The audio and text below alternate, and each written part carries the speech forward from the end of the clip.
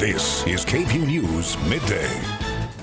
Well, good Friday morning to you. I'm Brandon Jones. And I'm Anavid Reyes. Thank you for watching KVUE News Midday. All right, just a few hours ago, Amazon bought Austin-based company Whole Foods Market for $13.7 billion. That's right, and many are left wondering, what does this mean for the future of the business and for Austin? KVUE's Jay Wallace, he's been following this story all morning, and Jay joins us now to explain. Jay?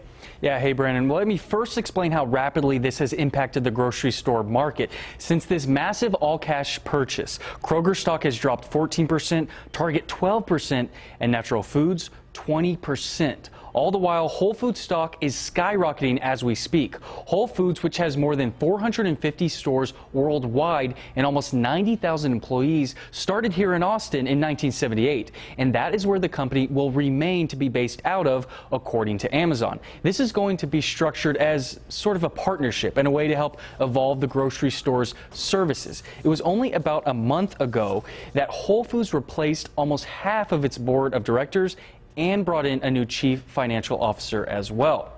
And while Amazon ended up making the right offer to get this deal done, there were reportedly other companies that had looked at buying Whole Foods, including Albertsons and Kroger. And as we learn more about how this will impact Whole Foods employees and people here in Austin, we will continue to keep you updated online and on air as this story develops. Live in the newsroom, Jay Wallace, KVUE News. Thank you so much, Jay. All right, let's turn it over to Storm Team meteorologist Erica Lopez and get a look at what we're tracking out there. Erica?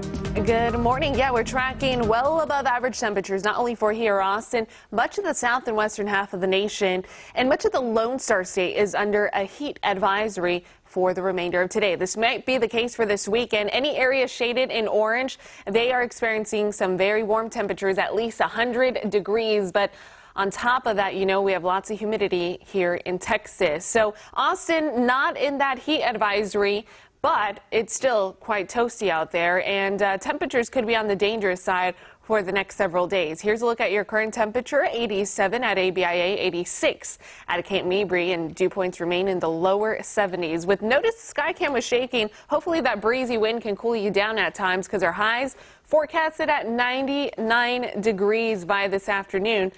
But of course, you factor in the humidity, it's going to feel closer to 105 degrees out there. We're keeping a really close eye on temperatures today, tomorrow, and also on Sunday, because we're obviously near 100 degrees. If we hit 100 degrees in the next couple of days, it's going to be our first 100 that we've seen all year. Guys, back to you. All right, thank you so much, Erica. We're following developing news this midday. Russia's military is claiming it has killed the leader of ISIS in an airstrike. ABC News contributor Colonel Steve Gaignard has the latest. A Russian airstrike in Syria last month may have killed ISIS leader Abu Bakr al-Baghdadi.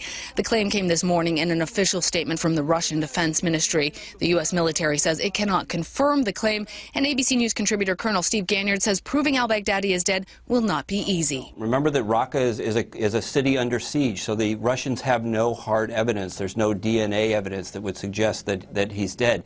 But if true, it would certainly be a major victory against ISIS. Al-Baghdadi's brutal reign began only 3 years ago, but in that time as the founder of ISIS, he became the face of evil to the civilized world. Under his leadership, his organization conquered a vast stretch of territory and ruled over approximately 5 million people.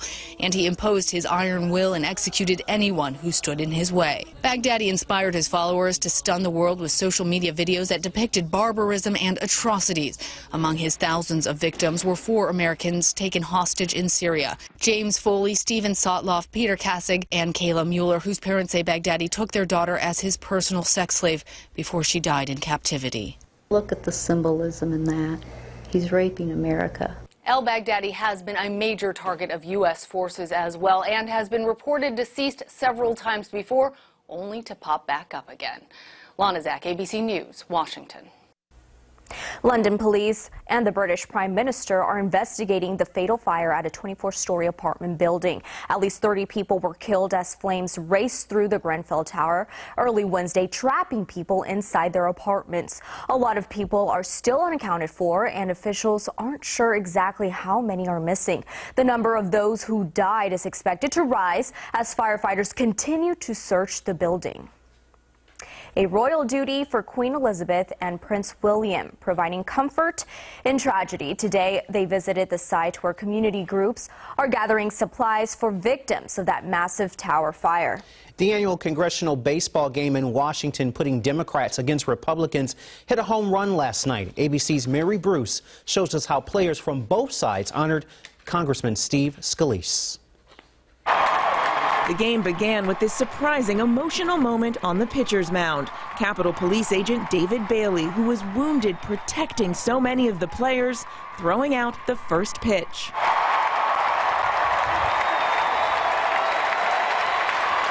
Overnight, lawmakers turned to ball players. Democrats and Republicans setting aside politics for friendly competition.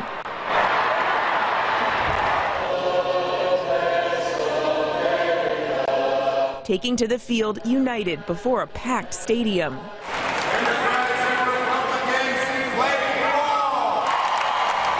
In the spotlight, the teammate who wasn't there. Steve Scalise, this hat's for you. Republican Congressman Steve Scalise, still in critical condition after being gunned down at Wednesday's practice. The shooter's wife speaking out Thursday for the first time. Horrible. Horrible. Shocked and unable to explain her husband's actions. I had no idea this was going to happen, and I don't know what to say about it. Back on the field last night, both teams coming together to heal, kneeling in reflection at Scalise's second base position. On the big screen, the president saying the game sends a strong message about American resilience. By playing tonight, you are showing the world that we will not be intimidated by threats, acts of violence, or assaults on our democracy.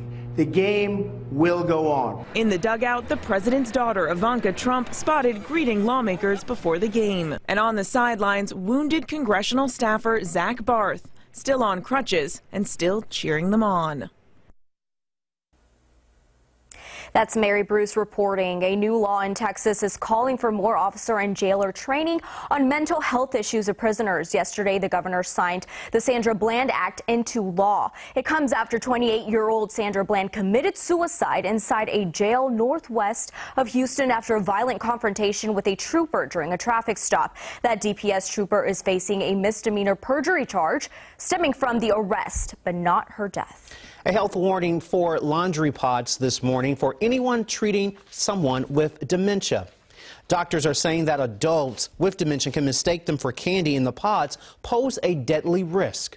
So far, 8 people have died from ingesting laundry pods since 2012. 6 of those cases involve adults with dementia. Well, still ahead on midday, the Fort Worth officer involved in this arrest captured on camera defending his actions. Coming up, the punishment he could face. Plus, we'll explain how you can keep your kiddos safe at the pool this summer.